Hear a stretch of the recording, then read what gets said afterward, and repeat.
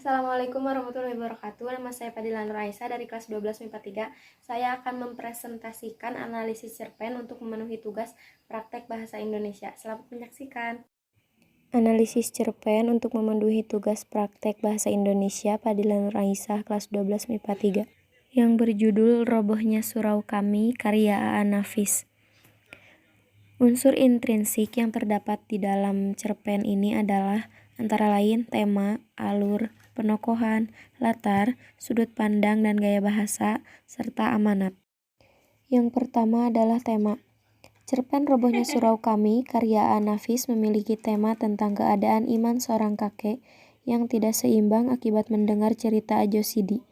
Ia merasa tersindir karena cerita Ajo Sidi tentang Haji Saleh yang dikirim Tuhan ke neraka akibat keegoisannya saat hidup hanya untuk Tuhan dan tidak memperdulikan kehidupan sekitarnya.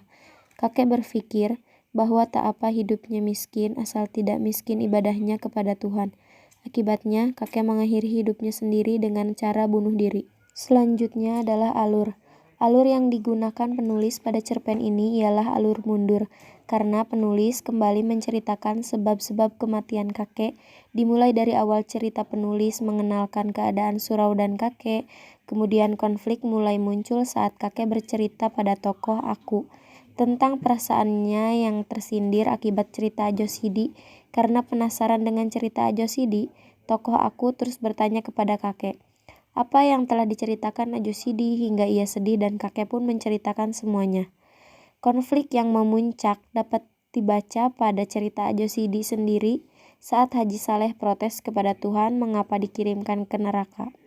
Padahal selama hidupnya di dunia selalu mengagungkannya dan akhirnya Haji Saleh mengetahui jawabannya dari Tuhan dan malaikat. Dapat dibayangkan perasaan sang kakek saat mendengar cerita tersebut pastilah akan tersindir. Nah, yang selanjutnya adalah penokohan.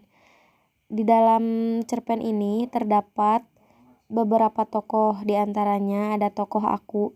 Tokoh Aku pada cerita ini ialah seorang yang selalu ingin tahu dan mengetahui di segala aspek. Seperti ia yang mencari tahu mengapa kakek tersindir dengan cerita Ajo Sidi, sehingga ia mengetahui sebab kakek meninggal. Yang kedua adalah tokoh kakek. Kakek merupakan tokoh utama dalam cerita ini. Wataknya dalam cerita ini ialah mudah percaya omongan orang lain sehingga ia berpikir pendek. Kakek juga tekun beribadah tapi tidak kuat iman dan mementingkan dirinya sendiri. Yang ketiga adalah tokoh Ajo Sidi. Ajo Sidi ialah pembuat pada cerita yang diceritakan oleh tokoh Aku. Bahwa Ajo Sidi ialah pembual hebat yang telah dikenal dan oleh ceritanya lah kakek terpengaruh dan percaya pada Ajo Sidi. Yang terakhir adalah tokoh Haji Saleh. Tokoh ini adalah tokoh dalam cerita Ajo Sidi. Ia merupakan seorang yang taat agama dan mementingkan dirinya sendiri, dan ia tidak terima dijebloskan ke dalam neraka. Dan yang selanjutnya ada latar. Ada beberapa latar di dalam cerpen ini, diantaranya yang pertama latar tempat. Latar tempat pada cerpen ini ialah di sebuah kota, di dekat pasar, di surau, di neraka, dan di rumah Ajo Sidi. Yang kedua ada latar waktu. Latar waktu saat tokoh Aku berbincang dengan kakek saat Ajo Sidi menceritakan Haji Saleh di neraka. Ada pula yang sama dengan latar tempat. Yang terakhir adalah latar sosial. Pada cerita ini, latar sosialnya ialah kehidupan seorang yang bekerja menjaga surau merangkap tukang asah pisau, lalu sekelompok orang yang taat beribadah tetapi masuk ke dalam neraka di akhirat. Selanjutnya, sudut pandang dan gaya bahasa. Yang pertama, sudut pandang. Sudut pandang pada cerita ini ialah pengarang sebagai tokoh utama karena secara langsung terlibat dalam cerita. Tetapi saat kakek bercerita tentang Haji Saleh, pengarang merupakan tokoh bawahan saat di depan tokoh Aku. Yang kedua, gaya bahasa. Gaya bahasa yang digunakan oleh penulis pada cerita ini cukup jelas.